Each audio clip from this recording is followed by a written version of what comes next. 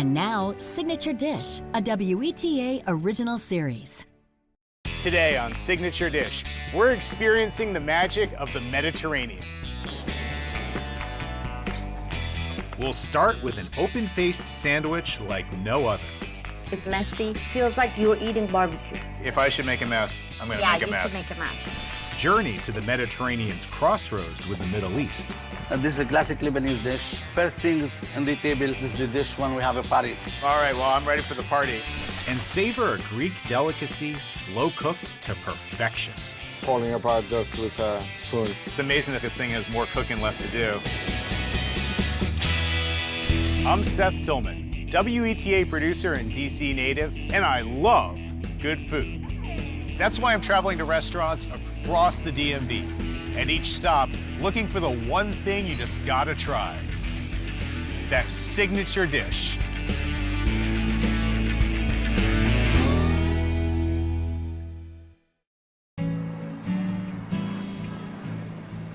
My embrace of the Mediterranean diet begins in Georgetown. Across the street from the C&O Canal is a tiny food hall called the Grace Street Collective.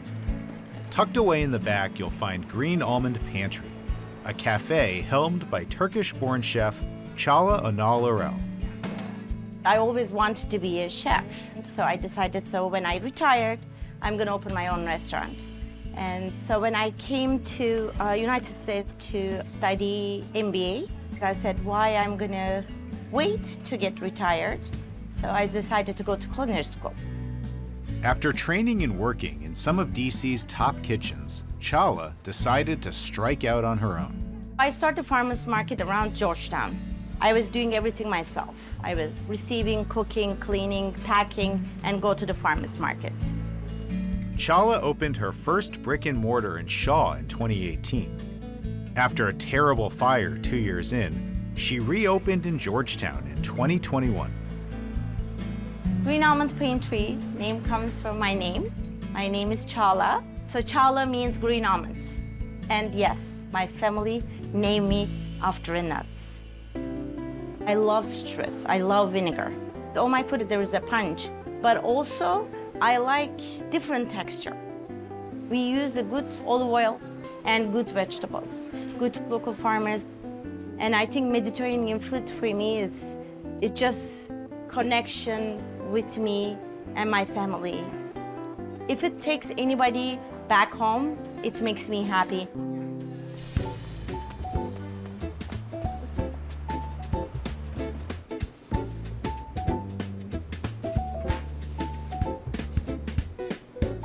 Çağla, Hi. nice to meet you. Nice to meet you. Well, thank you for inviting me into this nice little hidden spot that you got here Thank at you. the back Thank of you the for food finding hall. us. Well, I'm sure it's going to be worth it. What are you making today? So we're gonna make an egg sandwich, 7-minute egg sandwich. Well, Yes. I've had a lot of egg sandwiches in my day, but never one with this many ingredients. How do you get started on the sandwich? So we make our own bread every day, and I'm gonna bake it for our sandwiches. Okay, be careful, it's hot. All right, let's turn our attention to our watermelon radish salad. Watermelon radishes. Yes, Okay, I'm not yes. familiar with those. Really? When you peel it, to me, it's like they're dream. So we're gonna just peel them first, and then you're gonna see the magic. Are you ready? Yes, I'm ready. Okay. I'm ready for some magic. All right, let's see. All right, here it is. Okay. Not that much. That I was think no. it's That a was magic. Okay, That great. is a beautiful, beautiful color. Now I'm gonna slice it. So just a nice little rough chop. Do you want to try how spicy sure. it is, or is it spicy? Ooh. It's a spicy one. That one has a Yum. little bit of a punch. Yeah. So now we're gonna give them a quick pickle. A lot of dishes today I make, you can see like lemon peels. So we peel it, and then I do like a really thinly sliced lemons. Nice little zesting there. Yeah. And then we will do red onion. So it'll be a little pungent as well.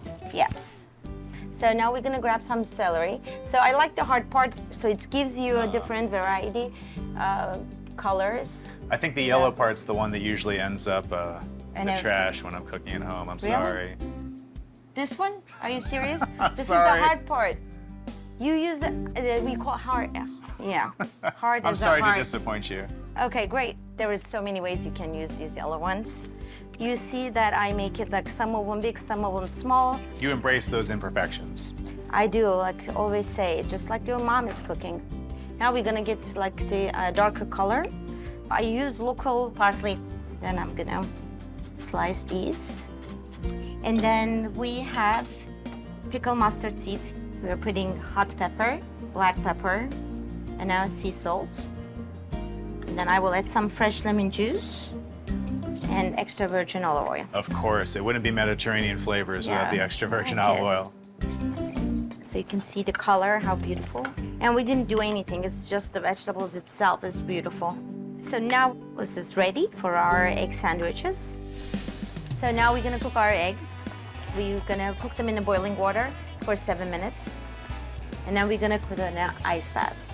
We wanna stop the carryover cooking, so we chuck them with the ice. After our bread is baked, we're gonna cut in half.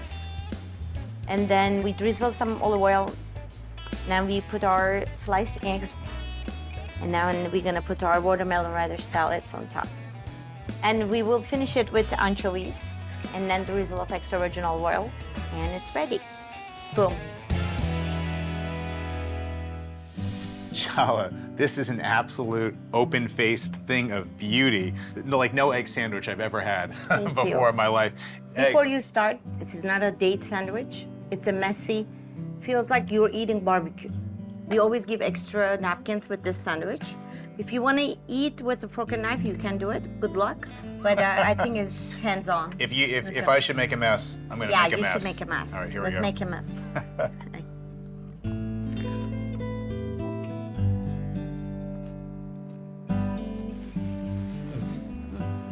Perfect. Just the right sandwich to make a mess with. The eggs, they're so creamy. I mean, do you call those soft-boiled? Yes, they are soft-boiled eggs, but we call it like jammy eggs. Jammy, okay, well, Yes. it's a great little texture. Yeah. And the brightness, too, of the olive oil and the lemon juice, everything comes together so nicely. And I missed the anchovy on that bite, so I gotta go Yeah, in for you have another to one. do another one. Let's make another mess. That's where I want to see it, so that's why I didn't take a bite. And then you can go with your fork, whatever's Well, falling apart. all that stuff will be there later Okay, great. to enjoy. So besides the sandwich, too, you've got all these beautiful spreads here. Yes, I put some of the spreads here for our little table, but we have a lot of vegan salads at Green Almond. This is lemon fava bean puree. This dip is very popular, I would say. People loves it. I love it with the pair with the anchovy and the crostini. I put it for you, so Some that's more- to try it. More anchovies and more like the bread. More lemon, more olive oil, more Yes. anchovies.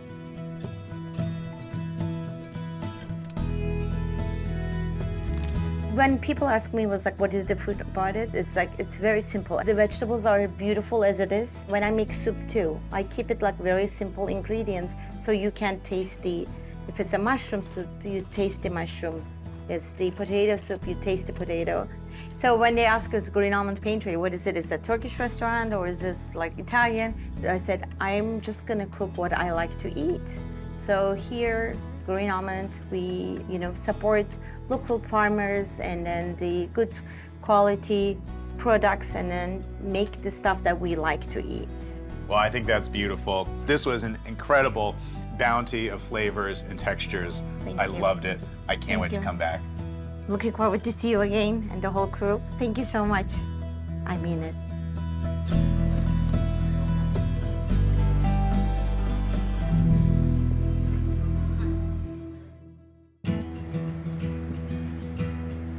Leaving D.C., I'm making my way to Greenbelt in Prince George's County. My stop is the Roosevelt Center, a historic shopping plaza in the heart of the New Deal era planned community that's home to the family-run Cedars of Lebanon. I'm originally from the south of Lebanon. When I was small, I liked to cook. Even 10 years old, 11 years old. After graduating from culinary school, Kareem cooked all over the world, eventually landing a job as a private chef for Lebanese diplomats in Washington. He and his wife Maria later worked for nearly a decade in Greenbelt at the neighboring New Deal Cafe before deciding to open a spot of their own, serving authentic Lebanese cuisine.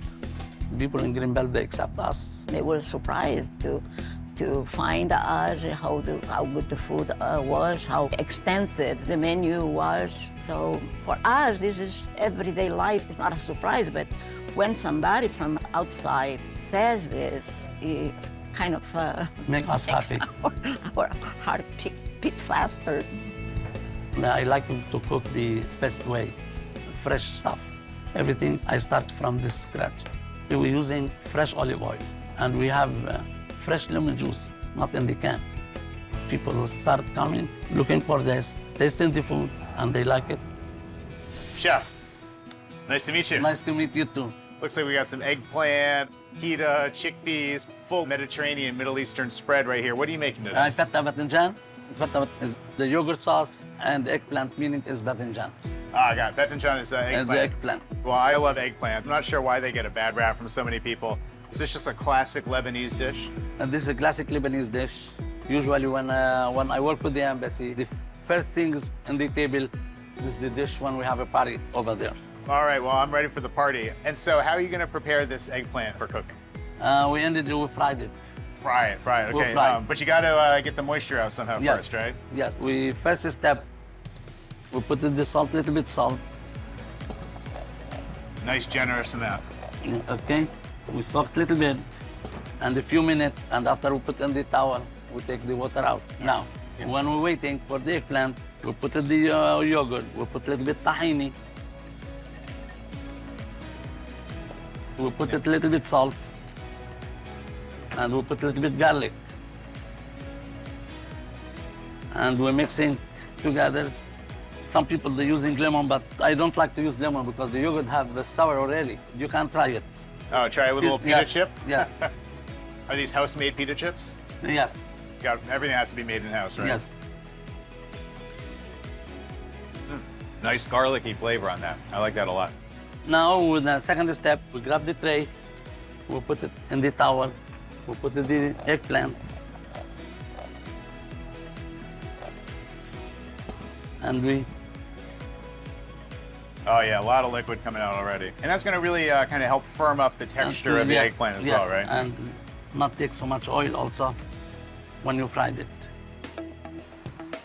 Next step now, after when we take it out from the water and everything, I want to take to the stove and fry it. We put the dish together, we put the toast pita bread, we have the chickpeas, we put the eggplant, and we put the yogurt sauce. We fried a little bit the pine nuts with olive oil. We put in the top of the feta. We put a little bit paprika and a little bit cinnamon. The feta batinjan will be done. All right, Kareem, Maria, this Lebanese feast that you've assembled here, this looks incredible. This feta batinjan, how do we attack this thing?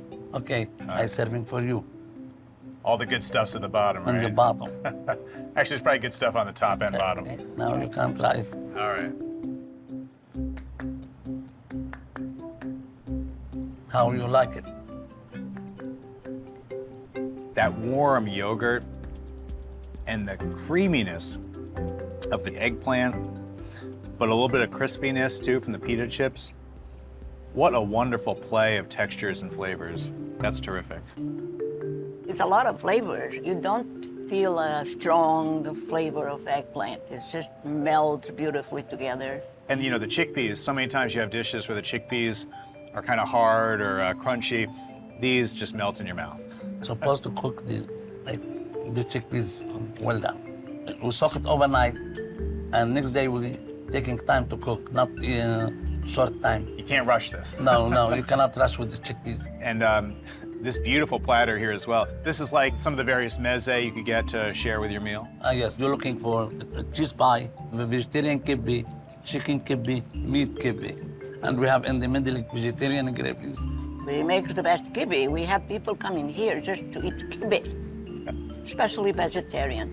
With walnut, with spinach, and a little bit pomegranate and pumpkin. The shell is made from butternut squash grounded with bulgur.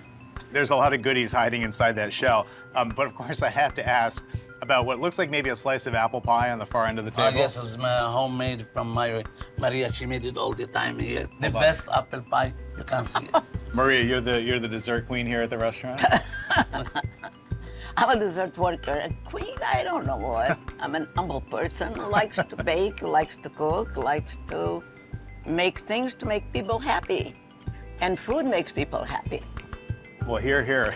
And that's incredible. I would not have imagined I'd have to travel to a Lebanese restaurant in Greenbelt, Greenbelt. to have such a wonderful apple pie. I love how you could come here, share a little meze platter with your friends and family, go for this incredible fete bedinjen, and to finish it off with a homemade dessert. What a meal. Thank you guys so much. Thank you for coming. Thank you for coming, and all of you. Now time to eat. Time to eat. Time to eat now, everybody.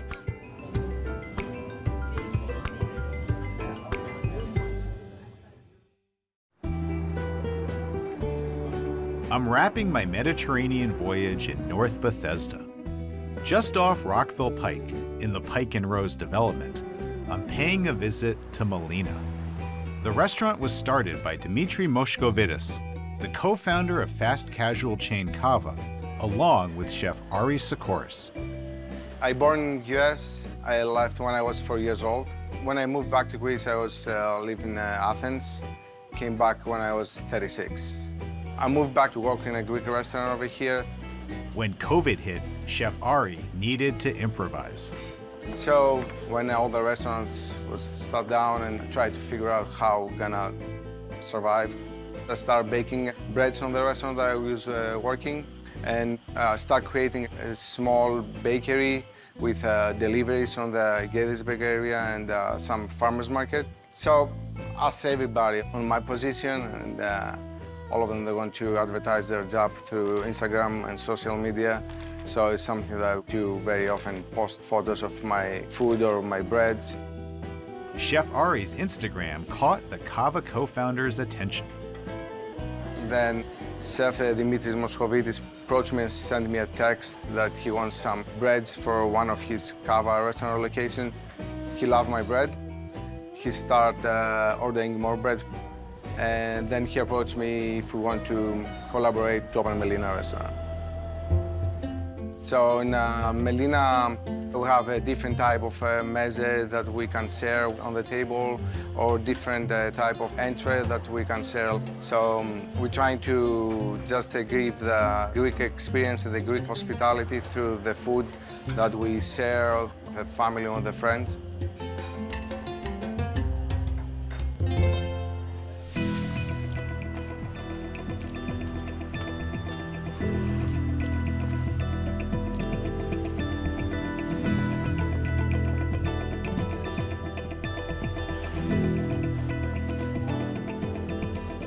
Chef, nice to meet you. Welcome to Melina. Well, thank you for inviting me.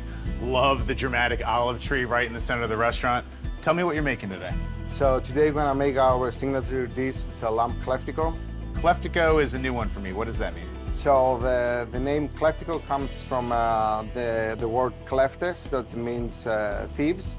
So they used to steal goats or sheep or lambs, and the way they prepare the lamb was just digging a hole in the ground, put the fire inside, put the meat inside, cover with dirt so they avoid the smell and the smoke, and then leave it a couple of days, and then coming back and take out the meat. All right, well, a dish named after some sheep and lamb thieves. That's pretty badass. But you're gonna be able to recreate that kind of underground cooking effect, but using modern kitchen tools and techniques? Yeah, here we don't make holes in the ground. So we cook the lamb neck sous vide for 12 hours. And so you said lamb neck. It's more tender, it's more flavor. It's not a muscle that gets a lot of workout, so it's nice, yeah, and, exactly. Nice and fatty. Exactly. All right. So how do you go about putting the dish together? So we're gonna take this lamb outside of the sous vide bag. All that wonderful brine there. Yeah, actually, Okay, it's a juice from the lamb and the fat of the lamb. You can see that it's pulling apart just with a spoon. Oh, coming right off the bone. Wow. Yeah, It's amazing to think this thing has more cooking left to do. yeah. So here we just have to remove the central bone from the neck. Yeah. And then we kind of remove also this one. That's very tough. I see a lot of nice fat too on this. Yeah. So on this step, we're gonna use a blowtorch to give a nice caramelization on the outside. Blowtorch, all right. Oh. Chef, I normally like to sit back and watch the chefs work their magic, but a blowtorch, this just looks like too much fun. Can I try my hand at this? Oh, yeah, for sure. Here you are. All right. Ooh, boy. There is some real power in this thing. This is the fun part of the job, right? Yeah. Almost too much power. All right, I'm gonna return the toy back to you. All right. So needs a little bit more on this side. All set. All set. I love that it's just bubbling away in the top there. Yeah. So next, gonna put it inside the parchment paper. So we're gonna place the lamb over here. On top, we're gonna put a little bit of salt. Nice quality salt. Yes, that's Maldon salt. I'm gonna put some roasted grape tomatoes, some roasted bell peppers. So now we're gonna add some Graviera cheese. It's very similar with the Gruyere. It'll have that nice little Gruyere melting ability as well? Yeah. Okay. So we're gonna finish with some fresh oregano. So we're gonna use a little bit of the juice that we had from the sous vide, just to give an extra humidity when we put it in the oven, and finish with a little bit of olive oil over here. And then we are ready to wrap it. So this is simulating cooking underground. Exactly. So we grab those sides here, just with a string over here, make a nice. Oh, it's like a present. Yeah. So what goes along? Thank you. So what goes along with the lamb? This one we're gonna serve it with some sourdough pita bread. Is this a special kind of Greek pita? It's a traditional Greek pita. Just we make it with sourdough yeast over here, so you can see how fluffy are they. This will be our utensil for the dish. Yes. So now I think we are ready to cook. So the next step is to take the lamb, put it in the oven for around 15 to 20 minutes. Then we're gonna cook the sourdough pita bread over the flat top with some olive oil, give it a nice golden color and make it crispy.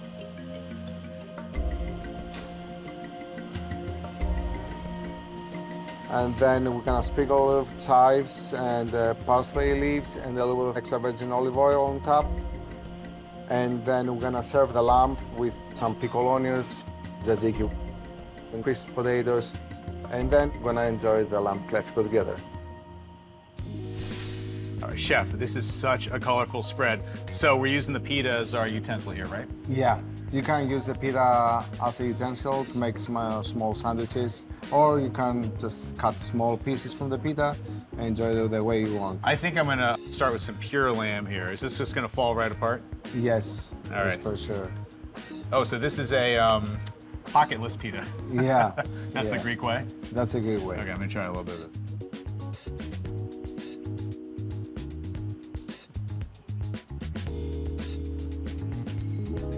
You know, sometimes there's just not much you can say. The way all those flavors melded together in that parchment, and there's such a nice smokiness to the dish as well. I'd like to think my blowtorching had a little to do with how well that For turned sure. out, but just incredible flavor on that lamb neck. And so what's your preferred bite? My preferred bite, I would go more on the traditional way. So we can spread a little bit of tzatziki over here. Take a little bit of the lamb, Oh, the cheese too, of course. cheese, peppers, and the tomatoes. So it's like making your own little souvlaki sandwich. Exactly. And then you can just rub it up and have a bite. That might be the traditional way, but I want to try mixing and matching just a little bit here. And these pickled onions are going to really help cut the fattiness of the lamb as well, right? Right, the pickled onions that we add on the dish, and the tzatziki has lemon and ginger inside, gives some acidity to cut up the fattiness of the lamb. A little extra zest. Exactly. This communal way of eating, this is very much a big part of Greek culture and cuisine, right? That's true. To share nice food, nice wines with friends and family in Greece, it's one of the big things on our culture and our hospitality. Well, Chef, it was a real treat to watch how you put this together. I don't think the ancient Greek goat thieves would have ever been able to pull off a spread like this. Well done. Thank you very much.